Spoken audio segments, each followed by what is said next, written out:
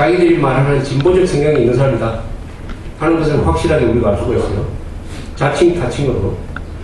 진보적이란 말은 무슨 말이냐 그러면은 진보적이란 말은 이미 우리 사회에서 이제 그 의미가 확실하게 되었죠. 진보적이라는 말이 인권을, 자유를, 복지를 증진시키는 일이라고 지금 생각합니까? 그러면 진보적이라는 사람이 앞장서서 북한 인권 문제를 제기를 해야 될 거 아니겠습니까? 그런데 북한 인권 문제를 제기하는 소위 진보단체 보셨어요? 한 사람도 없어요. 아마 한 사람도 없습니다. 그 사람이 나오면 그게 뉴스가 될 거예요.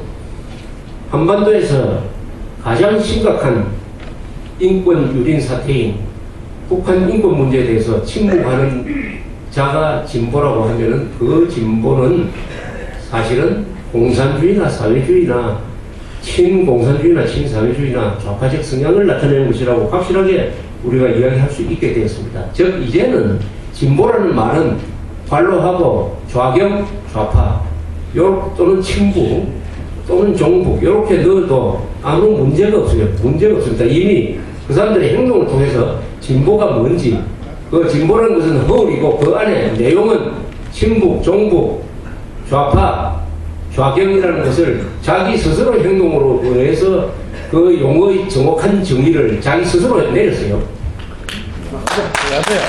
그래서 이제는 진보라고 부르지 말고 좌경 판사라고 불러야 됩니다. 좌경 판사라고. 아무런 법적인 문제가 없어요. 좌경 판사라고 해서 미워해서 될 것도 아니고 오히려 정확한 표현이다. 왜냐? 진보라고 부르짖는 한국 사회의 세력들이 가만히 보니까 친북, 종북, 좌파 또는 폭력을 숭상하는 또는 선동 이런 세력이더라. 그러니까 우리는 진보라고 안 부르겠다. 우리 좌경이라고 부르겠다. 그렇습니까? 그리고 세계적으로 보니까 근대에서 보니까 진보라고 프로그레시브라고 하는 사람은 외국에서도 거의 대부분이 공산주의자나 사회주의자나 친공주의자인 것이 이미 드러났으니까 진보라는 말을 이제는 정확하게 우리가 인식할 때가 된 것입니다. 그러면은 두 번째 문제로서 이 좌경 판사들이 어떤 행동을 해왔느냐 그리고 이것이 과연 우리 헌법 체계에서 존재할 수 있느냐 하는 것을 알아봐야 되는 것이죠. 우리 헌법은 어떻습니까? 헌법에서 제일 중요한 것은 대한민국 민주공화국입니다. 한반도는 대한민국 영토는 한반도가 그 부속도서로 합니다. 따라서 북한은 반국가 단체다. 그리고 북한 농민 정권을 해체시켜서 북한 주민들을 해방시키는 자유통일을 해야 된다. 평화적 자유통일을 해야 된다. 하는 것이 우리 헌법 체계의 가장 중요한 것입니다. 즉 북한을 반드시 주적으로 봐야 되고 자유통일을 하는 것을 국가 의지로 삼아야 되는 것입니다. 그리고 북한 정권의 책동에 놀아나는 이 자들은 내부의 적으로 규정을 해가지고 반국가 단체 또는 이적 단체라고 해가지고 음벌을 해가지고 우리의 자유를 지키는 것이 바로 사법부에 부여된 임무인 것입니다. 사법부에 부여된 임무는 바로 법이라는 칼을 통해서 우리 공동체의 자유와 평화를 지키는 것입니다.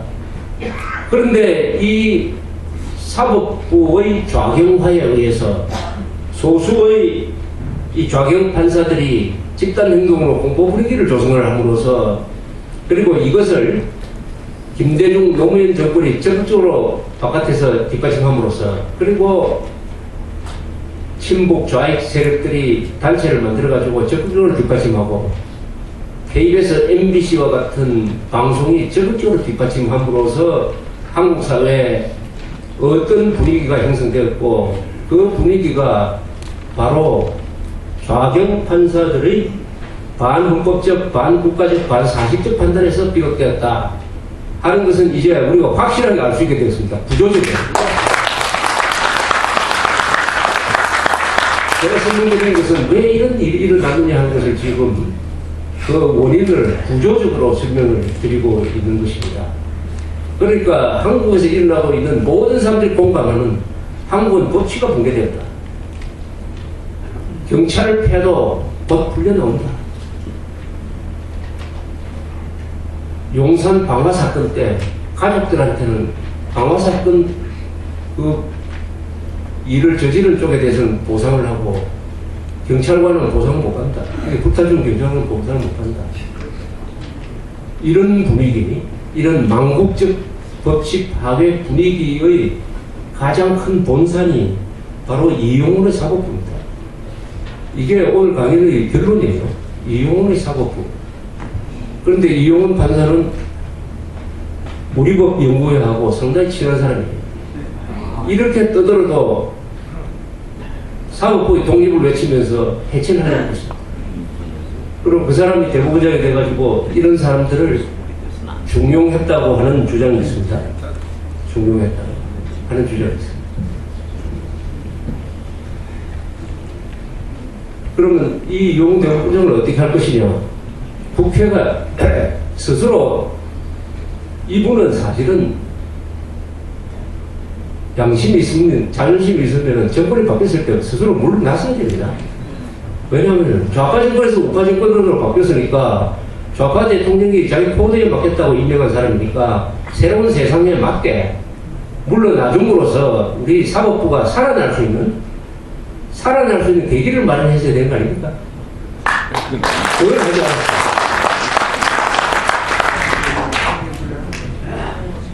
인간의 문제죠. 인간. 자존심의 문제지. 자존심의 문제. 이 사람이 한 일 중에서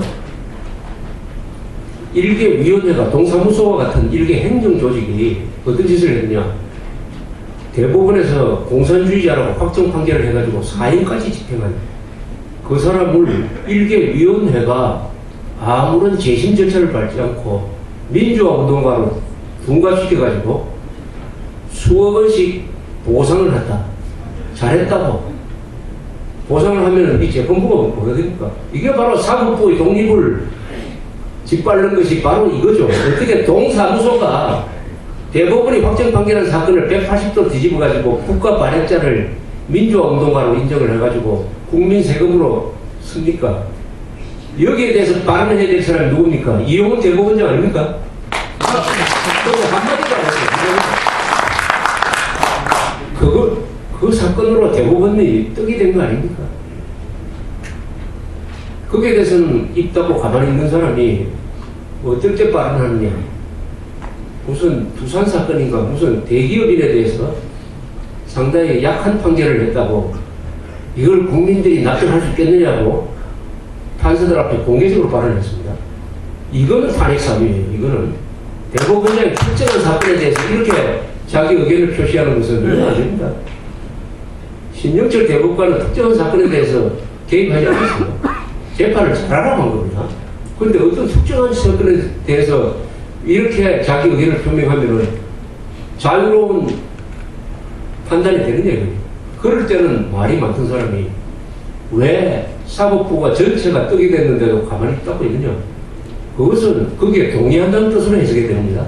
그렇죠. 즉 이용훈 대법원장은 일개 행정관청이 사법부가 확정 판결로서 공산주의자라고 한 자를 민주화 운동가로 둔갑시켜서 국민 세금으로 보상하는 데 대해서 마음속으로 동의했다. 이렇게 판단하는 게 틀렸습니까? 맞습니다. 그러면 대법원장이 대한민국의